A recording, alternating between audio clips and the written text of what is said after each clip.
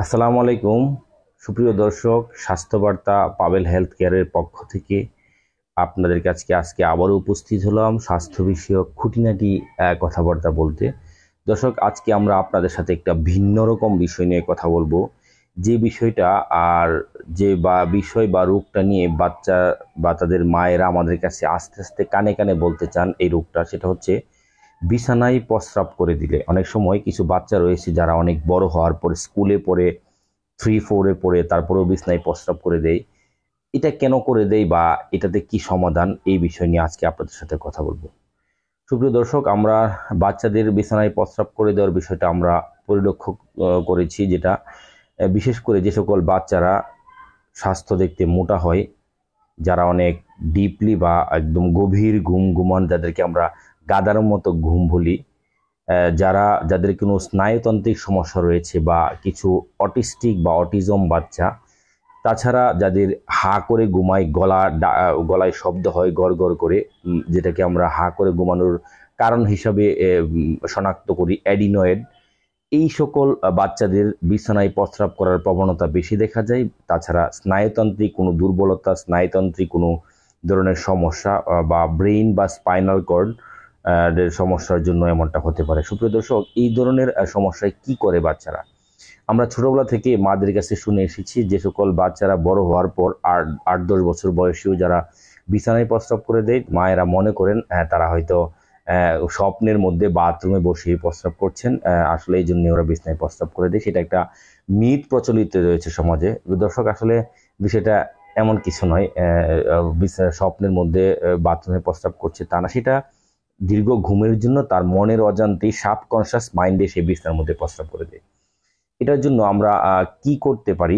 প্রথমত আমরা বলবো, যদি অটিজম বাচ্চা হয় সেক্ষেত্রে অটিজম চিকিৎসকের পরামর্শ নেবেন, এবং তাছাড়া বাকিদের ক্ষেত্রে যে সকল যদি এই ধরনের সমস্যা, আমরা বলবো নাক কান গলার রোগ চিকিৎসকের পরামর্শ নেবেন। যদি হা করে ঘুমায় সেক্ষেত্রে তার এডিনেট অপারেশন করার পর তার স্নায়ুতান্ত্রিক দুর্বলতার জন্য কিছু ভিটামিন জাতীয় ওষুধ খাওয়ার পাশাপাশি মাদেরকে আছে আমরা কিছু নিয়ম শিখিয়ে দেই, যে নিয়মগুলা মেনে চললে বা বাচ্চাদেরকে মানাতে বাধ্য করলে বা বাচ্চাদের মানানো হলে আস্তে আস্তে তার বিছানায় প্রস্রাব করা বন্ধ হয়ে যাবে।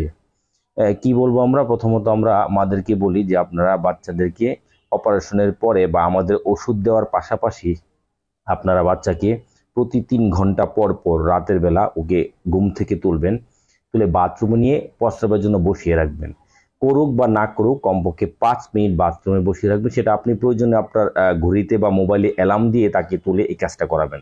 5 মিনিট বসিয়ে রাখবেন এবং 3 ঘন্টা পর পর রাত্রেবেলা প্রস্রাব করাতে বসিয়ে রাখলে সেক্ষেত্রে সে প্রস্রাব, যদি তার প্রস্রাবের থলিতে থাকে সেক্ষেত্রে প্রস্রাব করবে, না থাকলে সে প্রস্রাব করবে না। তাকে 5 মিনিট পর আবার বিছানায় শুতে দিবেন। তবে 5 মিনিটের কম হলে অনেক সময় এমন দেখা যায় কিছু কিছু বাচ্চারা ঘুমের মধ্যেই বাথরুমে বসে বসে আবারও ঘুমাচ্ছেন, তার এখনো সেন্স আসে নাই ঘুম থেকে, সে বুঝতেই পারছে না যে সে বাথরুমে বসে আছে। সেজন্য কিছু সময় তাকে সময় দিতে হবে তার ঘুমটা ভাঙার জন্য, বা আপনারা তার ঘুমটা ভাঙানোর চেষ্টা করবেন এবং তার কানে বারবার সেটা বলতে থাকবেন যে তুমি দেখো প্রস্রাব আসে কিনা, বা প্রস্রাব আসলে তুমি প্রস্রাব করো।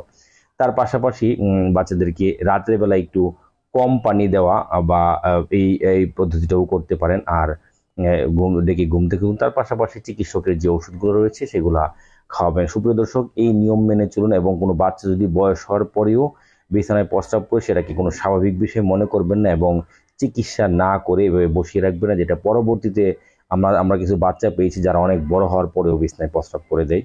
সুপ্রিয় দর্শক, এই বিষয়টা অবশ্যই গুরুত্বের সাথে দেখবেন। তাছাড়া এই বিষয়ে আপনাদের কোনো জিজ্ঞাসা থাকলে, কোনো প্রয়োজন থাকলে, কোনো জানা থাকলে অবশ্যই আমাদের মেসেজ করবেন আমাদের ফেসবুক পেজ এবং ইউটিউব চ্যানেলে, এবং তাছাড়াও আপনাদের জন্য দেয়া রয়েছে আমাদের হটলাইন নম্বর, আপনারা যে কোনো সময় ফোন দিতে পারেন। আপনাদের নাক কান ও গলা অথবা স্বাস্থ্য বিষয়ক যে কোনো ইমার্জেন্সি প্রয়োজনে আপনারা আমাদের হটলাইন নম্বরে অডিও কল অথবা ভিডিও করে যোগাযোগ করতে পারেন। সবার সুস্বাস্থ্য কামনা করছি, সবাই ভালো থাকুন, ধর্মীয় অনুশাসন মেনে চলি। আজকের মতো এখানেই বিদায় নিচ্ছি। আসসালামু আলাইকুম।